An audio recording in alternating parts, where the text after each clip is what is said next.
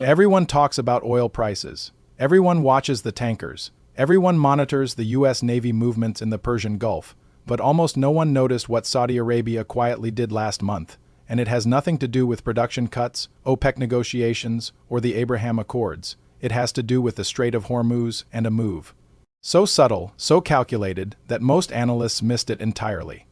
So the real question is, what is Saudi Arabia actually building here, and why does it matter far more than anything happening on the surface? This is independent geopolitical analysis and personal opinion only. All information is based on publicly available reports. I could be wrong. To understand why this matters, you need a little background. The Strait of Hormuz is a narrow waterway sitting between Iran and Oman.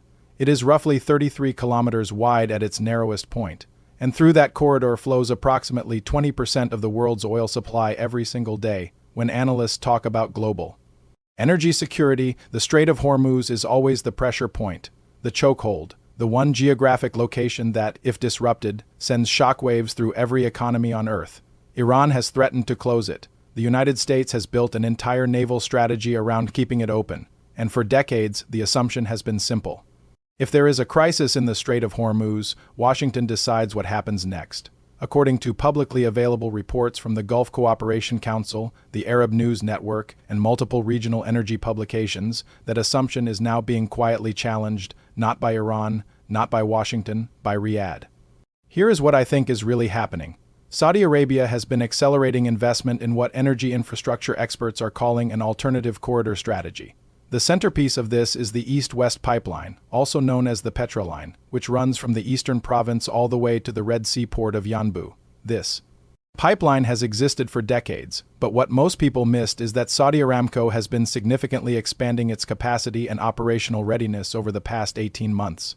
We are talking about a system capable of bypassing the Strait of Hormuz entirely, moving up to 5 million barrels of crude oil per day directly to the Red Sea, where it can then reach European and Asian markets without passing through Iranian-controlled waters.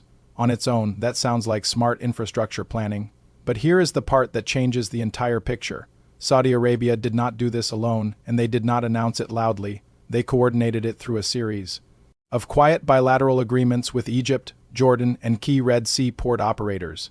The result is a redundant energy corridor, functioning and live, that gives Riyadh the ability to keep oil flowing even if Iran acts on its most extreme threats.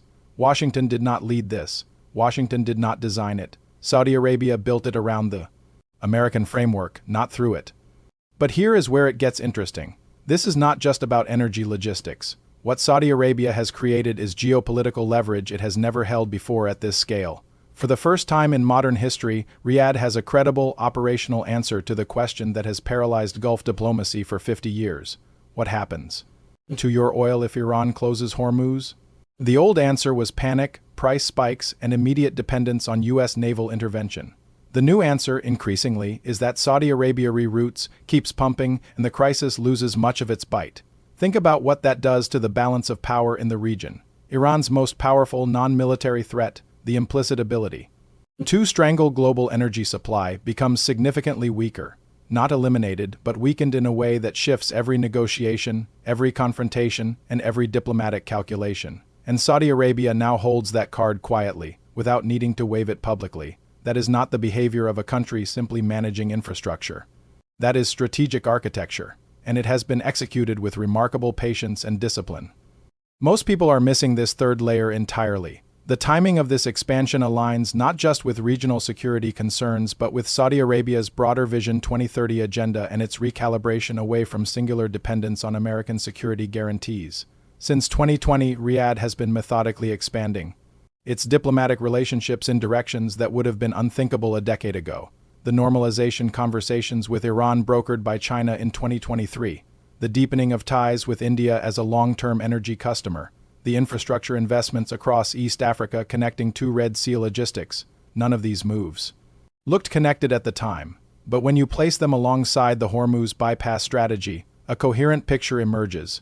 Saudi Arabia is building a world where it does not need to choose a single patron, where it can sell oil east or west, route it through multiple corridors, and negotiate from a position of structural independence rather than structural vulnerability.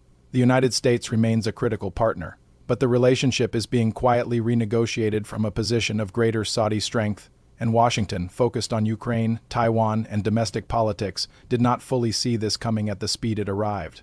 If this analysis is correct, here are 2 or 3 things worth watching closely over the next 30 to 60 days. First, watch the volume of oil moving through the Red Sea corridor versus Hormuz. If Saudi export data shows a continued or accelerating shift toward Yanbu and Red Sea shipping routes, it confirms the operational readiness of the bypass strategy and signals Riyadh is already stress-testing the system. Second, watch how Iran responds diplomatically. If Tehran accelerates its own outreach to Gulf states or signals new flexibility in nuclear negotiations, one possible explanation is that they are recalibrating to a world where their Hormuz leverage is diminishing. A quieter Iran in the next 60 days could paradoxically be a sign that Saudi Arabia's move is working. Third, watch the U.S. naval posture in the Gulf. If Washington begins quietly reducing its forward commitments or reallocating assets without major public announcement, it may be an acknowledgement that the strategic calculus has shifted and that Saudi Arabia's infrastructure has reduced the dependency that once required permanent American presence. This is independent analysis only, not news. I could be wrong, and every one of these signals will require its own interpretation when it emerges. But if you want geopolitical breakdowns that go beyond the headline, that connect the infrastructure decisions to the diplomatic moves to the long-term power shifts, subscribe and stay with this channel. What is your read on this? Do you think Saudi Arabia is genuinely achieving strategic autonomy, or is this overstated? Drop your analysis in the comments. All information in this video is based on publicly available reports and represents personal opinion and analysis only.